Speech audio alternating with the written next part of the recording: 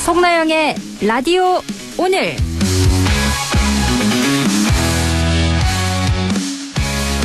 여러분 안녕하십니까? 송나영입니다.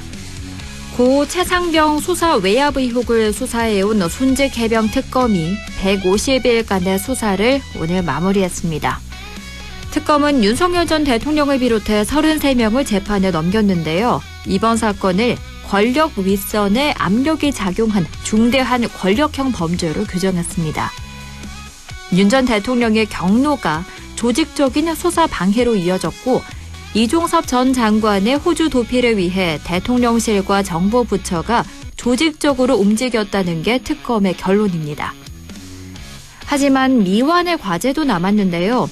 사건의 마지막 퍼즐로 불렸던 임성근 전 사단장 구명 로비 의혹, 특히 김건희 여사가 연루됐는지에 대한 의혹은 핵심 관련자들의 침묵과 증거인멸로 명확히 밝혀내지 못했습니다. 한 젊은 해병의 죽음을 둘러싼 진실, 과연 법정에선 어떤 판단이 내려질지 끝까지 지켜봐야겠습니다. 안동문화방송 라디오 오늘 광고 듣고 시작합니다. 안전화가 이렇게 편해도 돼요? 나도 모르게 집에까지 신고 간다니까요. 우린 발이 건강해야 하니까 안전화 아무거나 못 신어요. 내가 안전해야 가족이 안심하지. 그래서 난 꼭 워킷만 신어. 워킷 안전화를 고집하는 확실한 이유가 있다. 생각의 차이가 만드는 가치 워킷. 워킷 안전화. 내게 기대 저축은행 당신 곁에 저축은행 기대하던 미래와 만나요. 당신의 기대, 당신의 미래. 저축은행에 기대세요. 내게 기대 당신의 저축은행. 아들, 또 음악 크게 듣네. 차에서 다들 이렇게 들어요. 그럼 경고음도 못 듣고 위험해. 네네, 알았어요. 당신을 아끼는 잔소리처럼 당신을 지키는 현대 SUV 2016 투싼은 모든 트림에 꼭 필요한 지능형 안전사양이 기본. 미래 에셋 미래 에셋 투자는 미래 에셋 글로벌 자산배분 디지털 연금 투자 투자는 더 미래 에셋 증권. 원금 손실 유의, 투자 전 상품 설명서 및 약관 필독. 11월 28일 금요일 라디오 오늘입니다. 일부 한 주간의 시사 이슈를 진단해봅니다. 최진봉의 시사 포커스 잠시 후에 만나보고요. 2부 이슈 오늘에서는 의성군 소식 알아볼 텐데요. 잠시 후 의성군 홍보과 권기범 주무관 연결해 이야기 나눕니다. 이어서 과거의 정치사부터 현재의 정치 현안까지 지역의 눈으로 바라보는 천용길의 정치 TMI 함께합니다. 라디오 오늘 유튜브로도 다시 들을 수 있거든요. 많은 애청 바랍니다.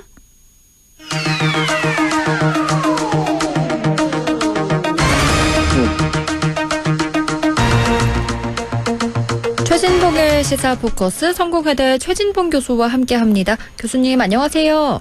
네, 안녕하십니까. 국민의힘 추경호 의원에 대한 체포동의안이 국회에서 가결됐습니다. 법원에서는 다음 달 2일에 구속심사를 하겠다고 발표했는데요. 일단 구속 가능성 어느 정도라고 예측하시나요?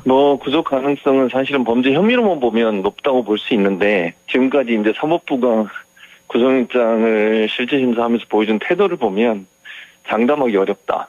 그래서 저는 50대 50으로 보고요. 그러니까 이제 사법부 판단이 전적으로 자율적으로 하는 거니까 거기에 대해서 이렇다 저렇다 얘기할 수 없는 거 아니겠어요? 네. 지금 상황으로 봐서는 100% 장담하기는 어려운 상황이다. 개인적으로 이렇게 보입니다. 추 의원에 대한 체포 동의안이 가결되자 국민의힘 장동혁 대표는 이 가결이 이재명 정권의 몰락의 방아쇠가 될 거다 이런 얘기를 했는데 이건 어떻게 들으셨나요? 저는 말도 안 되는 주장이라고 생각해요. 그게 무슨 이재명 정권하고 무슨 상관이 있습니까? 네. 아니 내란 그러니까 비상계엄 해제 결의안을 유일하게 할 수 있는 기관이 국회고 그 국회에서 그 임무를 제대로 안 했고 심지어는 지금 윤석열 전 대통령과 통화도 한 사실이 나왔고 그다음에 의총 장소를 몇 번을 바꿨잖아요. 그렇죠. 의도적으로 표결에 참여하는 걸 방해하려는 의도가 명백하게 보이는 사안이에요. 물론 국민의힘은 그렇게 주장하지 않지만요. 그런 상황이기 때문에 이게 이재명 대통령과 무슨 연관이 있는지 잘 모르겠어요. 그러니까 이게 특검에서 범죄 혐의가 있다고 보고 그래서 이제 영장을 청구한 거 아니겠어요? 그럼 수사기관에 청구한 영장에 대해서 왜 이재명 대통령 걸고 넘어는지 모르겠어요. 제가 볼 때 이제 장동혁 대표나 국민의힘에서는 자꾸 이걸 정치 쟁점화하려고 하는 것 같아요. 네. 그렇지만 이거는 정치적인 문제가 아니고 사법의 문제예요. 수사기관이 판단했을 때 문제가 있다고 판단해서 영장을 청구한 거니까 이거 이재명 대통령과 전혀 상관없다 이렇게 생각합니다. 그런가 하면 한덕수 전 총리에 대해서는 내란 특검이 징역 15년을 구형했는데요. 이건 적절하다고 보시나요? 저는 약간 좀 너무 적다고 생각해요. 기본적으로는. 네. 왜냐면 사실은 이제 예전에 이석기 전 의원이 있었잖아요. 그렇죠. 그때도 20년 구형한 걸로 제가 알고 있거든요. 네. 근데 이제 15년이 된 것도 그렇고 또 하나는 이제 내란 주요 임무 종사자인데 최대가 무기나 사용 물론 뭐 적게는 1년 이상도 있지만 그리고 주요 내용들을 보면 한덕수 전 총리 같은 경우에 실제적으로 개헌 포고문을 미리 받아봤고 또 본인이 사후에 사인도 했잖아요. 네. 물론 나중에 폐기했습니다만 그런 부분으로 본다고 하면 적극적으로 내란의 성공을 위해서 협조했다 이렇게 볼 수밖에 없어요. 근데 그거에 대해서 15년형이 나왔다고 구형이 물론 나온 거죠. 구형이 네. 나왔다고 하는 건 너무 적고 보통은 이제 선고가 구형보다 낮은데 지금 네. 15년으로 해서 물론 모르겠습니다. 재판부가 판단해서 이게 좀 심각하다고 생각해 더 많은 형을 때릴 수도 있지만 선고할 수도 있지만 그런 점으로 본다고 하면 좀 아쉬운 구형이다 특검에 네. 그런 생각이 듭니다. 내년 1월 중에 법원 선고가 있을 텐데 그러면 15년형을 선고할 거라고 예상하시나요? 저는 더 할 수도 있다고 봐요. 네. 왜냐면 이진관 재판관이 공소장 변경을 얘기를 했거든요. 원래 공소가 어떻게 돼 있냐. 처음에 특검이 이 한덕수 전 총리를 기소할 때는 내란 주요 임무 종사자가 아니고 내란 방조 혐의였어요. 네. 근데 이게 이제 재판을 하다 보니까 이게 적극적으로 개입한 것 같다. 그래서 재판관이 이진관 판사가 이거 공소장 변경을 해보는 게 어떻겠냐고 제안을 했고 공소장이 변경이 되면서 내란 주요 임무 종사자가 됐거든요. 근데 내란 주요 임무 종사자가 되면 범죄 혐의가 훨씬 커요. 형벌도 커지고요. 그렇기 때문에 검찰이 이렇게 구형했더라도 재판장이 볼 때 문제가 있다고 판단하면 그보다 더 높은 형량을 때릴 수도 있거든요. 저는 그럴 가능성을 전혀 배제할 수 없다. 왜냐하면 지금까지 이진관 재판관이 보였던 여러 모습들을 보면 이걸 상당히 심각하게 보고 있는 걸로 보여지기 때문에 네. 15년보다 더 높은 형이 나올 가능성도 전혀 배제할 수는 없다고 생각합니다. 그런가 하면 순직 해병 특검이 150일간의 수사를 오늘 마무리했는데요. 윤 전 네. 대통령을 비롯해서 33명을 재판에 넘겼는데 오늘 있었던 최종 수사 결과 발표는 어떻게 보셨나요? 조금 아쉬워요. 근데 특검도 그런 얘기를 했죠. 아쉬운 부분이 어떤 부분이냐면 구속영장이 많은 부분 기각이 됐잖아요. 그렇죠. 그래서 지금 임성근 전 사단장만 구속이 되고 나머지는 다 불구속 상태에서 기소가 됐어요. 네. 구속영장이 좀 발부가 됐으면 수사에 탄력을 받아서 좀 더 수사를 기피할 수 있었는데 그런 부분이 안 된 점, 이게 좀 아쉬운 점이고요. 또 하나 아쉬운 점은 사실 이제 그 구명로비, 임성근 전 사단장에 대한 구명로비 가운데 김정한 목사나 이런 분들이 거론이 됐었는데 이분들은 또 기소를 못했어요. 네. 이게 좀 아쉬운 부분이에요. 그래서 특검에서 이제 그거를 기소하지 못한 부분은 좀 아쉽다고 생각이 들고요. 다만 그럼에도 불구하고 윤석열 전 대통령 그리고 이제 이종섭 전 장관 그리고 김기한 사령관 등 주요 이제 연관된 사람들 이런 사람들이 기소가 된 거니까 그래도 성과는 있었다. 그래서 내란과 함께 이 최해병 순직 사망 사건에 대해 실체를 조금이라도 볼 수 있는 기회가 됐다는 점에서는 또 긍정적인 평가를 할 수 있을 것 같습니다. 네. 일단 피의자 10명에 대해서 구속영장을 신청했는데 9명 기각됐고요. 임성근 전 사단장 1명에 대해서만 영장이 발부된 상태입니다. 이렇게 3대 특검 가운데 최해병 특검이 가장 먼저 종료가 됐고 이제 김건희 특검, 내란 특검이 다 종료되는데요. 이 나머지 2개 특검의 수사 상황은 현재 어떻게 평가하시나요?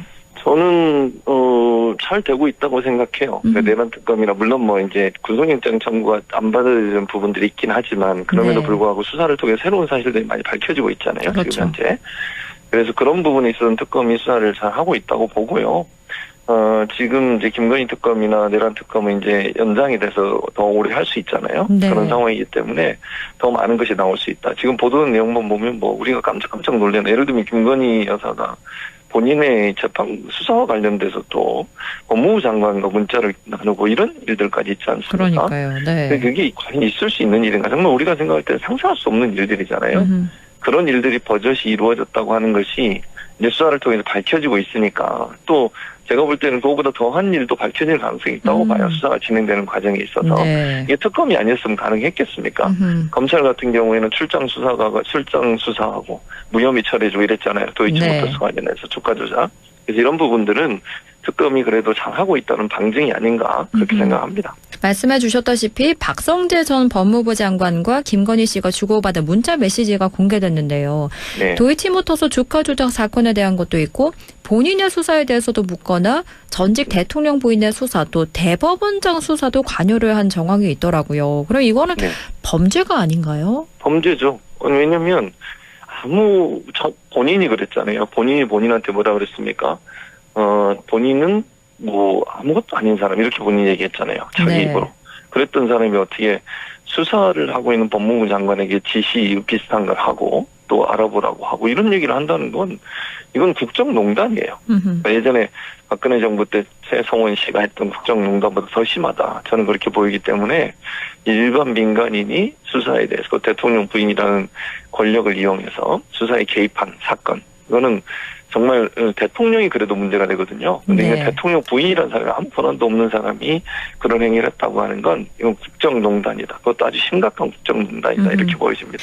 현재 내란 특검은 다음 달 14일까지 수사 기간이 종료되고요. 또 김건희 특검은 한 달 정도 남은 상황입니다. 그나저나 국민의힘 나경원 의원 등 26명에 대한 패스트트랙 1심 선고에서 검찰이 항소 포기를 결정했더라고요. 그런데 이게 또 대장동 항소 포기랑 맞물리면서 논란이 되고 있어요. 그러니까 저는 첫째로 가장 이제 문제가 된다는 게 대장동 항소 포기할 때는 막 뭐 검찰이 막 항의하고 뭐 막 그랬잖아요. 네. 자기들 뭐 그 2%가 하는데 근데 지금 왜 이렇게 조용한지 모르겠어요. 그리고 대검이죠. 대검찰청 내규에 보면 이렇게 그 2분의 1, 그러니까 구형보다 2분의 1 이하로 나오면 항소를 하게 돼 있어요. 그 내규에 그렇게 돼 있습니다. 검찰 네. 내규에. 근데 이번이 2분의 1보다 더 낮게 나왔잖아요. 원래 징역형을 구형을 했는데 지금 벌금형이 나왔거든요. 네. 그러면 형 종이 바뀌면, 그러니까 원래 벌금으로 구형을 한 게 아니라 징역형으로 했는데 벌금으로 바뀌었잖아요, 지금. 그렇죠. 그럼 자동적으로 하게 돼 있는 거예요. 근데 그걸 안 해요. 그러면서 지난번 대장동 그거는 사실은 2분의 1보다 더 많이 나왔잖아요.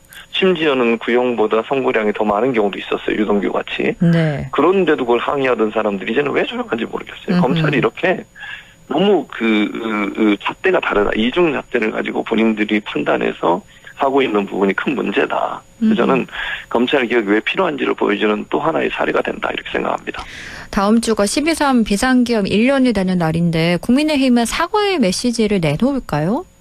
제가 볼 때는 안 낼 것 같습니다. 정동영 대표나 그분들 입장에서는 뭐 사과를 한다 하더라도 원론적인 뭐 우리가 이미 사과를 했다. 뭐 아주 퉁치고 가는 그러니까 통렬한 사과는 없을 것 같고요.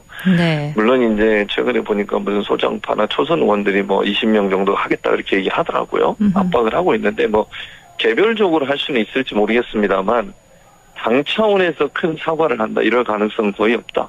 또는 하더라도 아주 두루뭉실하게 이미 했지만 또 한 번 더 한다. 뭐 이런 식으로 넘어가지 않을까 그렇게 전망을 합니다. 내년 6월에 이제 지방선거가 치러지는데요. 이렇게 된다면 국민의힘은 중도층을 모으지 못하게 되는 거 아닌가요? 그렇죠.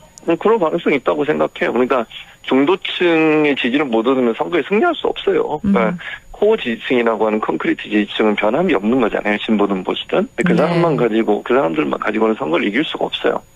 중도층을 흡수해 와서 지지하게 만들어야 되는데 중도층 입장에서는 이렇게 아직도 윤 어게인을 외치고 내란에 대해서 반성도 안 하고 이런 정당이 어떻게 지지를 하겠습니까? 그렇죠. 제가 볼 때는 지방선거에 상당히 큰 선패를 하지 않을까 이렇게 전망이 됩니다. 이대로 계속 간다고 하면요. 지방선거를 두고 특히나 서울시장을 두고 국민의힘 내에서 벌써부터 경선 룰을 두고 싸우고 있다고요? 그렇습니다. 지금 나경원 의원을 중심으로 해서 당원들의 그 경선 과정에서 누구나 70%, 일반 여론조사 30 이렇게 바꾸려고 지금 50대 50이거든요. 네. 근데 이렇게 되면 적극적으로 지금 당원으로서 역할을 하면서 그 다음에 참여하는 분들이 대체적으로 윤어게인이나 극우 세력이 많아요. 그러니까 그 사람들의 지지를 통해서 장동익 대표가 당선이 됐고 대표로 그 사람들을 끌어안으려고 하는 것 같아요. 근데 그렇게 되면 중도의 민심 반영이 안 되는 거잖아요. 그러면 누가 후보가 되겠습니까? 경선 과정에서 대부분 다 윤어게인을 외치는 사람들, 윤석열 정권을 옹호하는 사람들 이런 사람들이 후보가 되지 않겠어요? 네. 그랬을 경우에 과연 당선이 되겠습니까? 저는 이게 결국은 또 그 자기를 지지하는 층, 장동익 대표 입장에서는 그런 사람들의 의사만 반영하려고 하는 그런 생각인데 이것도 선거에 참패할 수 있는 하나의 요인이 될 거라고 생각합니다.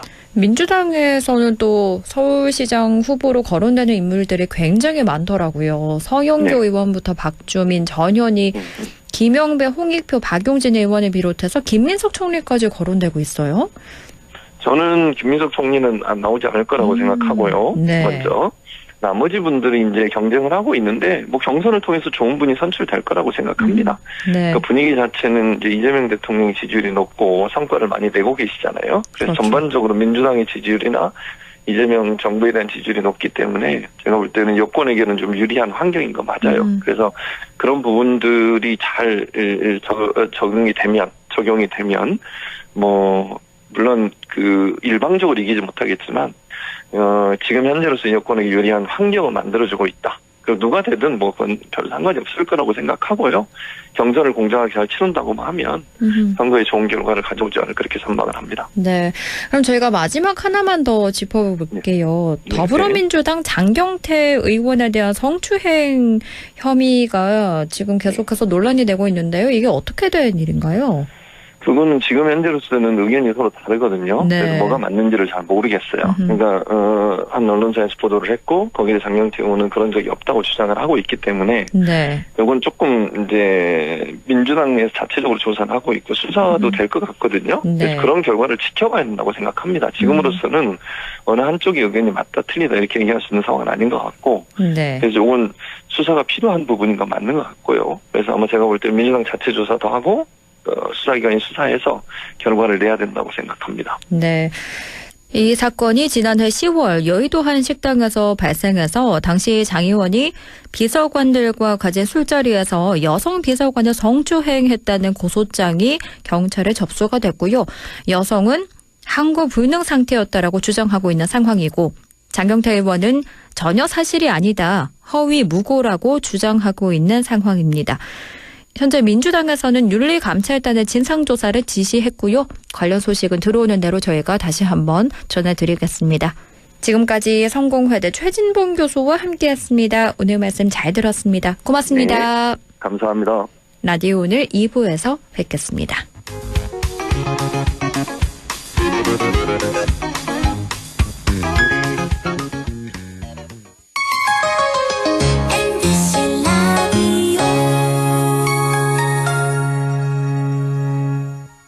지역과 함께 성장해갈 인재를 키웁니다. 지역교육 혁신을 주도하는 안동과학대학교. 새로운 도전을 위한 성인학습자 평생 직업교육. 해외 우수인재 지역정착을 위한 명품 교육과정 혁신. 대학이 지역의 미래다. 혁신을 주도하는 안동과학대학교. 아, 땡긴다 땡겨. 매콤새콤 달콤한 맛. 무침에는 역시 땡기네 가오리. 장례식장 등 각종 대소사 최고의 인기 메뉴 땡기네 가오리. 물이 생기지 않아 언제 어디서든 포장 배달 택배 모두 가능한 안동 땡기네 가오리. 054-852-4988. 한순간에 일어나는 금융사기 예방과 대처법 알려드립니다. 첫 번째, 매일 문자 메시지에 있는 확인되지 않은 링크는 클릭하지 마세요. 개인정보 유출의 통로가 될 수 있습니다. 두 번째, 주민등록번호, 통장 비밀번호 등 개인정보를 전달하지 마세요. 대한민국의 공공기관에서는 전화나 문자 메시지로 개인정보를 요구하지 않습니다. 세 번째, 금융사기 피해가 의심된다면 112에 신고하고 해당 은행 고객센터에 전화하세요. 해당 계좌의 지급 정지를 요청할 수 있습니다. 네 번째, 금융사기 피해 금액에 대해서는 해당 은행을 방문하여 피싱사기 피해금 환급을 신청하세요. 다섯 번째, 은행의 보안 서비스를 적극 활용해 주세요. 확인되지 않은 PC에서는 이체가 안 되게 하거나 해외 IP를 차단하는 등 금융사기 예방이 가능한 서비스를 이용할 수 있습니다. 한순간의 클릭으로 일어나는 금융사기 예방과 대처법을 꼭 기억해 주세요.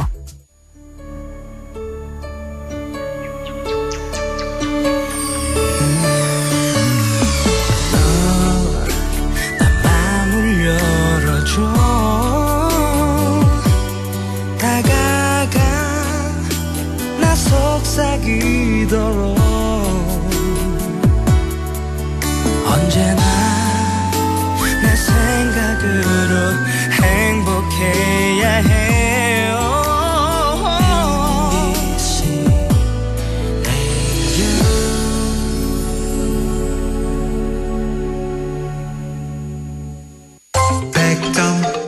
MBC 라디오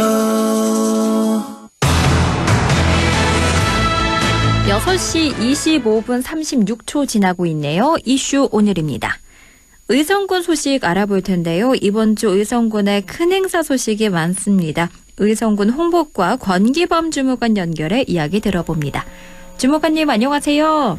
안녕하십니까. 의성군청 홍보과 권기범 인사드립니다. 네, 반갑습니다. 이제 주말만 지나면 겨울로 접어드는데요. 의성의 마지막 가을 소식 어떤 게 있을까요? 예, 첫 번째 소식입니다. 겨울 산불 예방을 위한 불법 소각을 특별 단속합니다. 기간은 11월부터 2026년 6월까지입니다. 이 특별 단속은 어떻게 이루어지는 건가요? 예, 의성군청 환경축산과와 각 읍면에서 자체적으로 단속반을 운영합니다. 단속 대상은 생활 폐기물, 영농 폐기물, 영농 부산물 등 야외 불법 소각입니다. 네, 산불의 70% 이상이요. 야외 불법 소각으로 이루어지는 만큼 다들 조심하셔야겠고요. 그런가 하면 지금 의성에서는 천하장사 씨름 대축제가 열리고 있는데요. 열기가 아주 뜨겁다고요. 예, 맞습니다. 대회는 11월 23일 일요일에 시작을 했습니다. 오늘이 이제 6일째인데 매일매일 관람객분들이 약 1,300명 정도 오셔서 재밌게 관람하고 계십니다. 내일이 마지막 날입니다. 마지막 날인 만큼 천하장사 결정전이 열립니다. 네. 오셔서 재미있게 관람하시고 대회가 끝나면 TV, 냉장고, 푸짐한 상품도 있으니까요. 내일 오후 1시부터 오후 5시까지 진행되는 의성 천하장사 씨름 대축제 천하장사 결정전 관람하러 많이들 와주시면 감사하겠습니다. 네, 이 씨름은요. TV로 보는 것보다 직접 보는 게 더 재밌다고 하죠. 재밌는 씨름 직접 보시고요. 경품도 타가는 의성 천하장사 씨름 대축제 내일 하루 남았으니까요. 꼭 가보시기 바랍니다. 다음은 야간 요리교실 대상자를 모집한다고요? 어떤 소식이죠? 예, 의성군 출산지원센터에서 야간 요리교실 대상자를 모집합니다. 모집 기간은 12월 1일 월요일까지입니다. 요리 주제는 치아바타 샌드위치, 사각 피자, 타코, 치킨 모닝빵입니다. 각 회차별로 중복 진행 가능하고 신청 방법은 의성군 통합 예약 시스템으로 온라인 신청하시면 됩니다. 그 외 문의는 의성군 출산통합지원센터로 전화 주시면 감사하겠습니다. 네, 의성군 출산통합지원센터에서 열리는 야간 요리교실 소식입니다. 12월 1일 다음 주 월요일이죠. 그때까지 신청받고 있으니까요. 빨리 신청하셔서 맛있고 다양한 요리 배워보는 시간 가져보시면 좋겠습니다. 다음은 복지 소식인데요. 3자녀 이상의 가족 진료비를 지원해준다고요? 예, 맞습니다. 3자녀 이상 가족 진료비 지원 사업 안내입니다. 지원 대상은 의성군에 주소지를 둔 3자녀 이상 가족 중에 막내가 13세 미만의 자녀가 있는 가족 전원입니다. 지원 내용은 치료를 목적으로 의료기관 이용 시에 진료비, 제약비 등 본인 부담금 지원입니다. 신청 기간은 12월 23일 화요일까지이고 신청 방법은 각 읍면 사무소로 오시면 됩니다. 그렇군요. 지금 신청 기간이 한 달 정도 남았습니다. 자녀가 3명 이상인 분들은요. 각 읍면 사무소로 서둘러 가셔서 가족 진료비 지원받으면 좋겠습니다. 다음은 콘서트 소식인데요. 이제 12월인 만큼 다양한 연말 콘서트가 준비돼 있죠? 예, 맞습니다. 첫 번째 공연 소식은 더 이미지네이션 유호진 마술사의 마술 공연 소식입니다. 장소는 의성문화회관이며 공연 날짜는 12월 4일 목요일 오후 7시입니다. 티켓 예매는 의성군청 홈페이지에서 하실 수 있습니다. 지금 티켓 예매 열려 있으니까 하시면 되고, 두 번째 공연 소식은 세계적인 성악가 조수미의 크리스마스 콘서트 소식입니다. 콘서트 날짜는 12월 23일 화요일 오후 7시 의성문화회관이고, 티켓 오픈은 12월 11일 목요일 오후 2시입니다. 더 이미지네이션 마술 공연과 같이 의성군청 홈페이지에서 예매하실 수 있습니다. 그렇군요. 12월 연말 공연 정말 많습니다. 유호진 마술사의 마술 공연, 그리고 조수미 성악가의 음악 콘서트 두 가지 준비되어 있으니까요. 티켓 구매 의성군청 홈페이지에서 가능합니다. 연말 문화 공연 즐기시고요. 연말 따뜻하게 보내시기 바랍니다. 지금까지 의성군 홍보과 권기범 주무관과 함께 의성군 소식 들어봤습니다. 오늘 소식 잘 들었습니다. 고맙습니다. 예, 감사합니다. 라디오 오늘에서는 청취자 여러분의 참여를 기다리고 있습니다. 우리 지역에서 발생한 사건 사고 소식이나 함께 토론하고 싶은 내용을 안동 MBC 홈페이지 라디오 오늘 게시판에 올려주시기 바랍니다. 전화와 문자 참여도 하실 수 있습니다. 전화는 851국에 7191번, 문자는 샵 0913번으로 보내주시면 됩니다. 문자는 단문 50원, 장문 100원의 정보 이용료가 있습니다. 여러분의 많은 참여 바랍니다.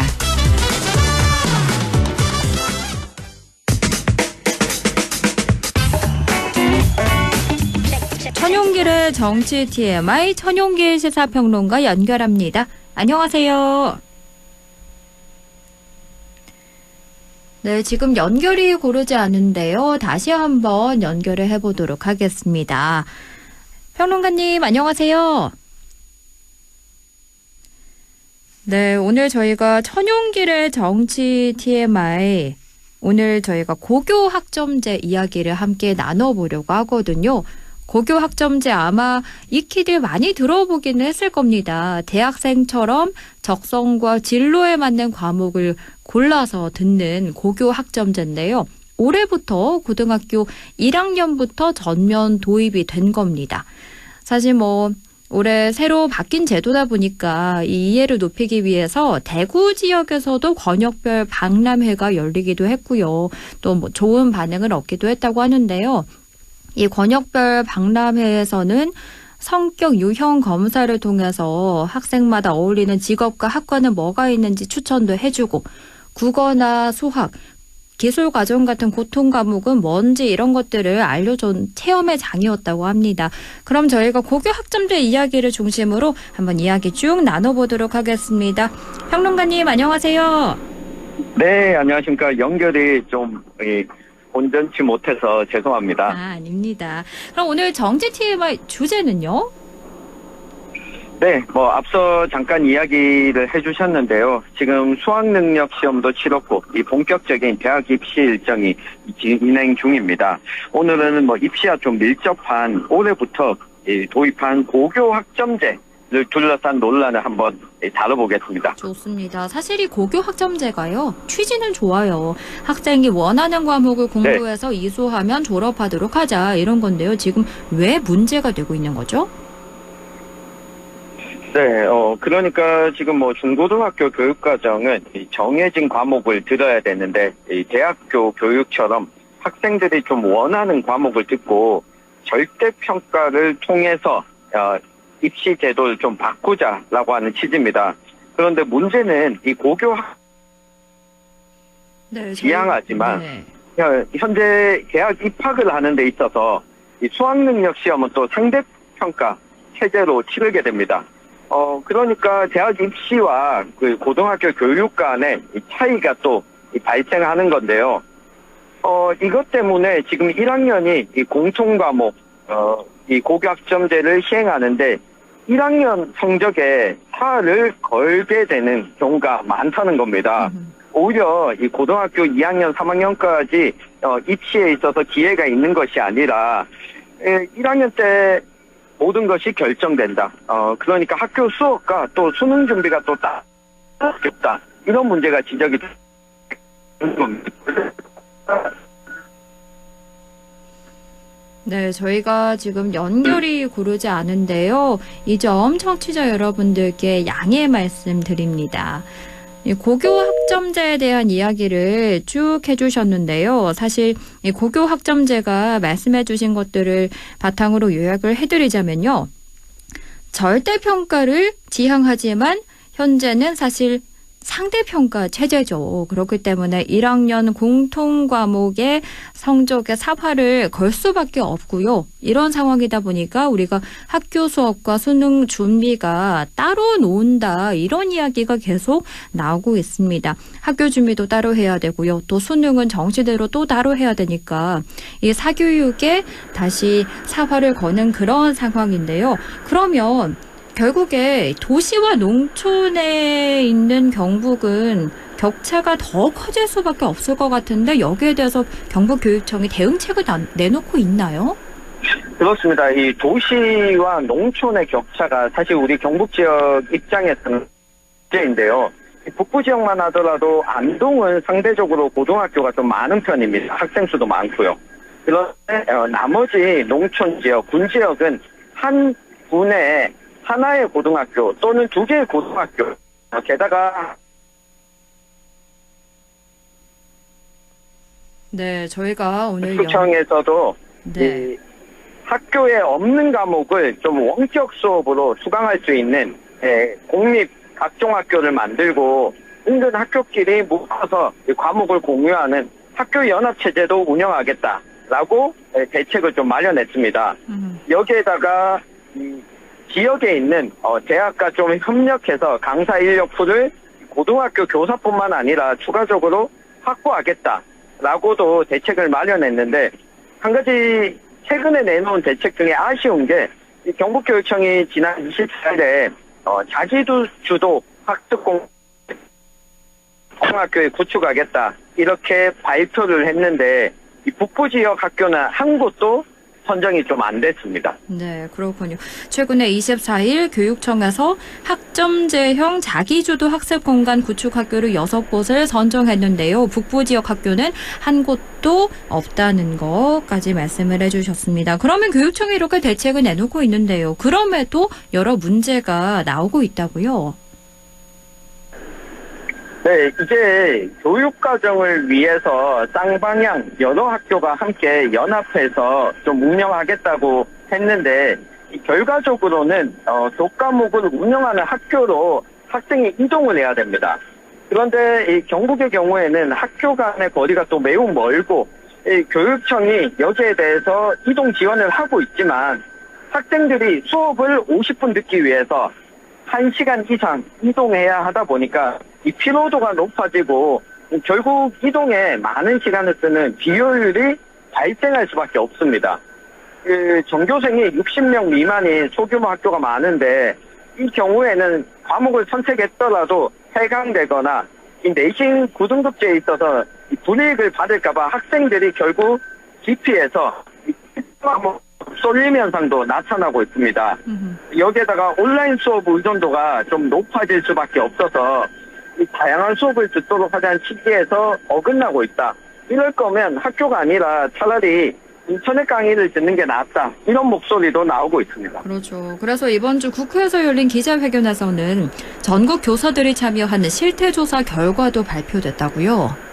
그렇습니다. 이 국회 교육위원회 이 국민의힘 소속 정성국 의원 또 더불어민주당 소속 이 백승하 의원이 이 교사단체 최고가 함께 기자회견을 주최했는데요. 이 전국의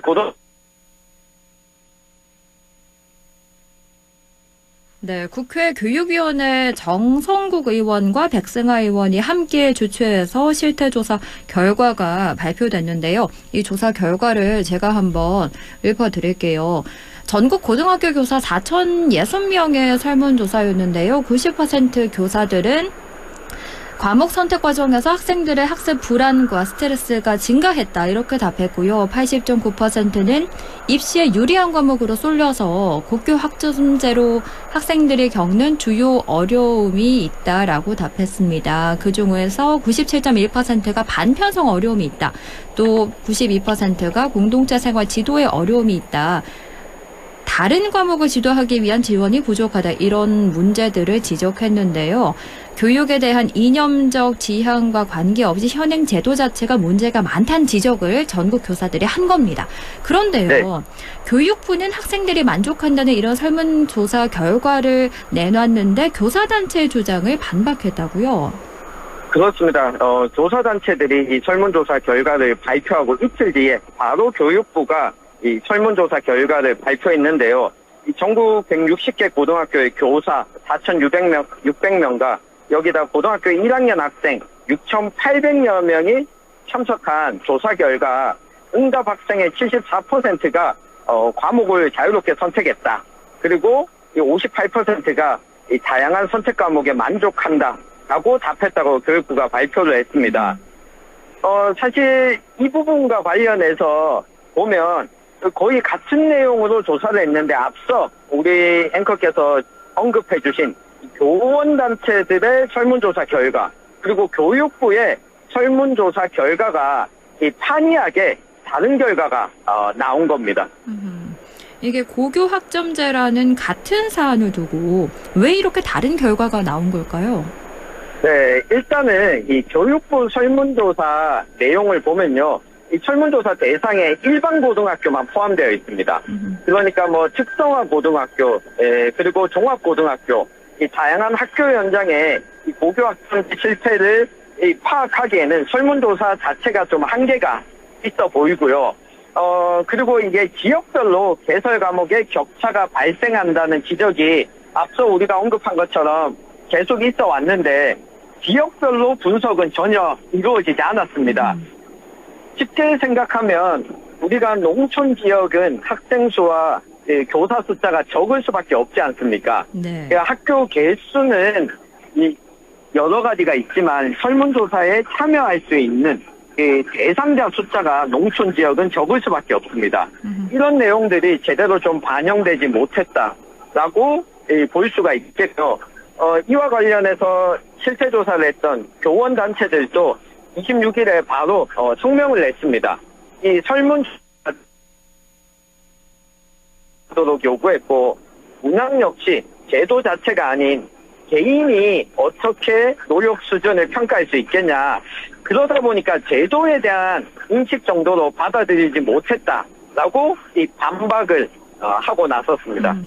이 고교 학점제 제도 개선 논의는 국가교육위원회가 하는 거죠? 맞습니다. 내년도 신학기부터 이 국가교육위원회가 바뀌게 될 이 고교 학점제 제도를 개선하겠다라고 발표를 했습니다. 교육부가 이 만족도가 높다고 하지만 시행 한 8개월 만에 여러 문제들이 나오고 있어서 이 개편 계획을 밝혔는데요. 문제는 시간이 얼마 남지 않았다는 겁니다. 내년도 3월 신입생 고등학교 1학년부터 제도를 도입하려면 내년 1월 합니다. 그런데 지금 국가교육위원회 위원들이 지난 9월에 아직까지 고교 학점제를 둘러싸고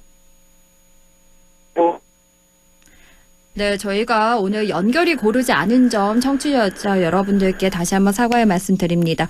고교 학점제가 올해 첫 시행됐지만요. 부담과 혼란을 호소하는 목소리가 끊이지 않고 있습니다. 정부가 처음으로 교사와 학생을 대상으로 만족도를 물었는데요. 결과는 긍정적이었습니다. 하지만 교원단체 3곳이 별도로 진행한 조사에선 정반대 결과가 나왔는데요.